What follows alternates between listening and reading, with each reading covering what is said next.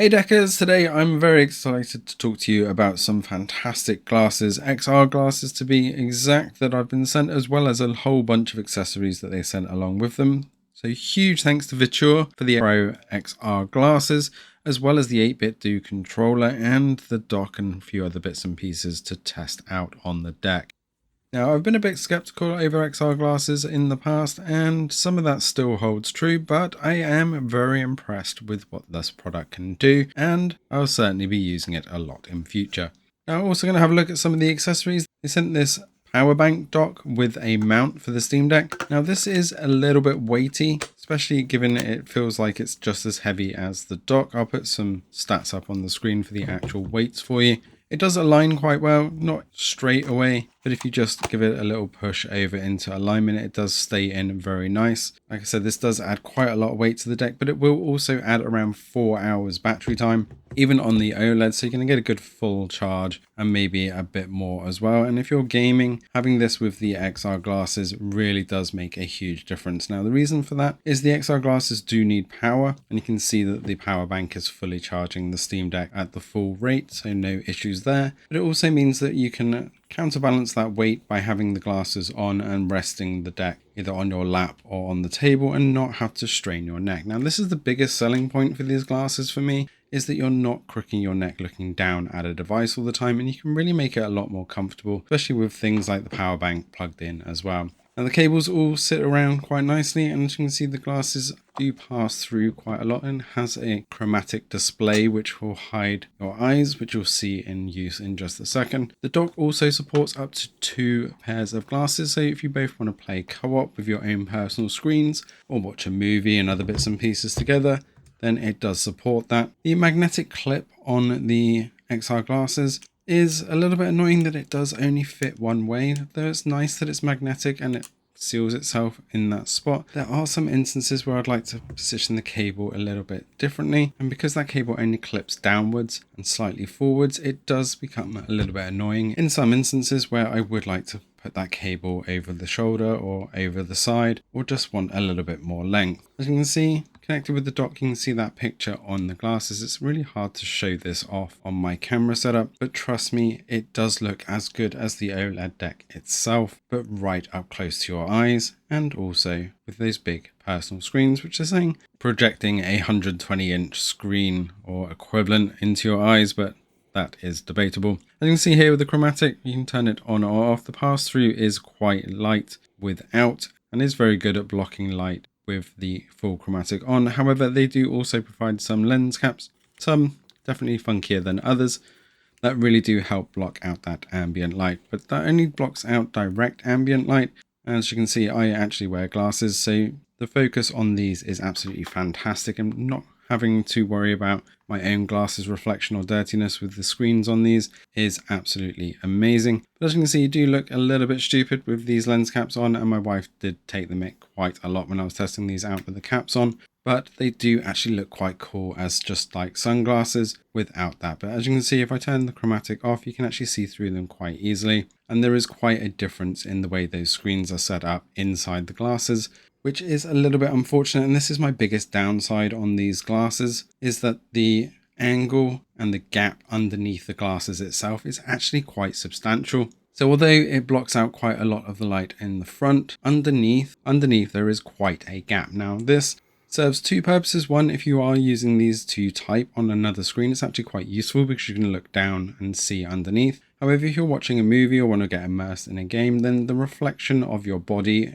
in that 45-degree angle of the glasses can be somewhat distracting. Now, this also has some fantastic spatial audio built in, and I'm going to try and demonstrate this. So first of all, I'm going to play the deck unplugged so that you can hear the audio of me holding the deck fairly close to the phone that I'm recording on here. So excuse my close-up here. So this is the audio of Ghost of Tsushima from the deck itself, at pretty much full volume, very close to the phone.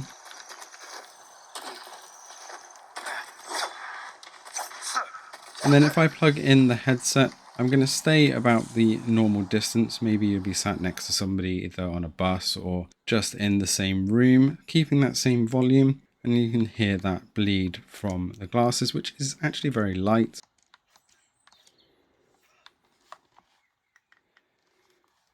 but is impressive audio, and I do like my audio. Have a very expensive headphones for the most part, and if I turn the volume up to the max here, again you'll hear that ambient kind of noise or bleed from the same style audio.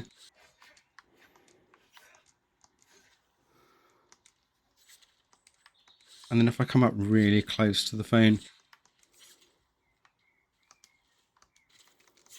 then you'll hear that bleed a little bit more. Now it does have a expected amount of bleed, but it's probably a lot better than I was expecting it to be. So if you were using this on public transport, you're going to have decent audio yourself and probably not annoy that many people around you. So if you do want to sport those looks, especially when you're out and about, put those funky lens caps off and you will look very strange when you're sat there staring into the abyss. If you haven't used the OLED Steam Deck, then you will be incredibly impressed with the quality of the screen inside and them having the adjustments to be able to focus that screen without having to wear glasses yourself is absolutely phenomenal, and I really can't stress this enough as a glasses wearer. Having personal screens with that vibrancy and clarity up close is absolutely phenomenal. Now just to close the loop, as you saw me using it with the dock, it does also work perfectly fine directly on the OLED and LCD Steam Decks without issue. One of the other products that they sent me is the 8BitDo Pro controller, and this is so light and quite small compared to a lot of the other controllers that I'm used to. So it did take a little bit of getting used to, especially with the layout and how small this actually is, but great portable controller. Works perfectly fine on Bluetooth, and it actually has one of the least latency I've come across using on any of the devices with Bluetooth controllers. Generally I wire controllers in just to minimize that problem, but I really didn't notice an issue with this at all. As you can see, connected via Bluetooth, doesn't seem to have any input delay at all, and the vibration is actually quite hefty. You can see the vibration motor controller down in the bottom left of the controller here. As a jump, we get that vibration as well. So if you do want that extra vibration, then you do know that's available here. The buttons are also nicely mapped, so I can access the start, select, and also the kind of enhanced hearing on the PlayStation versions here. And the main button, which does also act as a power button, does act as the Steam button as well. So all of those major buttons are mapped quite nicely. Now for those that do want to use this wired, it does actually work very well.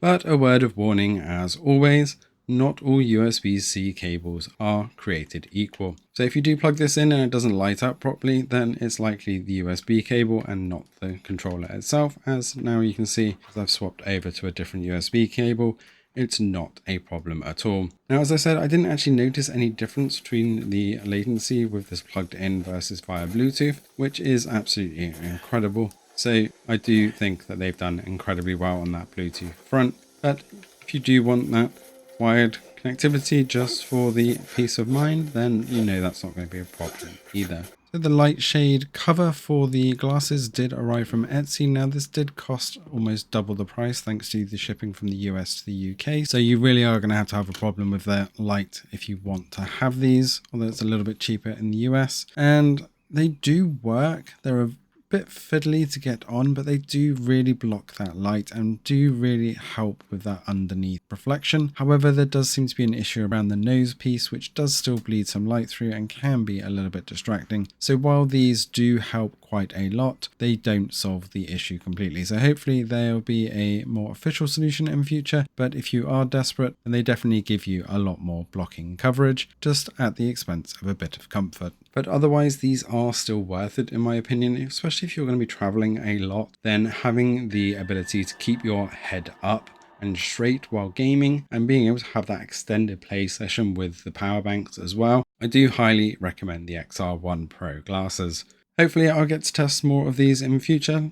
And if you do want to pick these up, then do check the links in the description below.